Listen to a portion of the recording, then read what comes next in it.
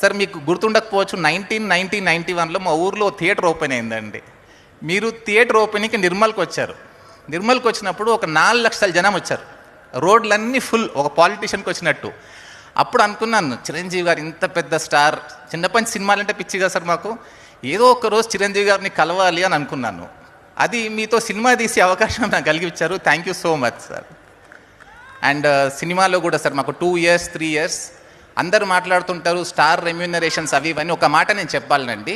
ఒకటి ఏంటంటే, ఈ సినిమాలో నాకు మా డైరెక్టర్ కానీ హీరోలు కానీ, సో అది చాలా తప్పు ప్రచారం జరుగుతోంది. దట్ యాక్టర్స్ రెమ్యూనరేషన్స్ అంటారంటే అది కరెక్ట్ కాదు. ఎందుకంటే నా దగ్గర అసలు డబ్బు తీసుకోకుండా సినిమా చేశారంటే, సినిమా మీదనే చేశారు. సినిమా రానివ్వండి, వచ్చిన తర్వాత సినిమా ఎలా ఉంటుందో చూద్దాం, ఆ తర్వాత మేము తీసుకుంటామని అంతా నాకు సపోర్ట్ చేసిన both my actors and my director, I'm deeply thankful to you sir. Last one other thing that I want to say is, Prasad గారు మాట్లాడి సినిమా ఇండస్ట్రీని కాపాడింది చిరంజీవి గారు అని అన్నారు.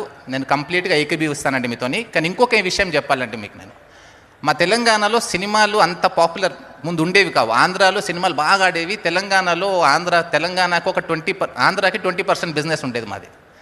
ఫస్ట్ 1 crore బిజినెస్ చేసిన సినిమా చిరంజీవి గారిది.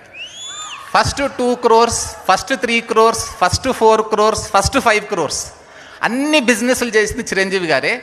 ఒక ఊర్లో 1 థియేటర్ 2 థియేటర్లు ఉంటే 5 థియేటర్లు 6 థియేటర్లు అయ్యాయండి. సో సినిమా ఇండస్ట్రీ ఈరోజు ఈ స్టేటస్లో ఉంది.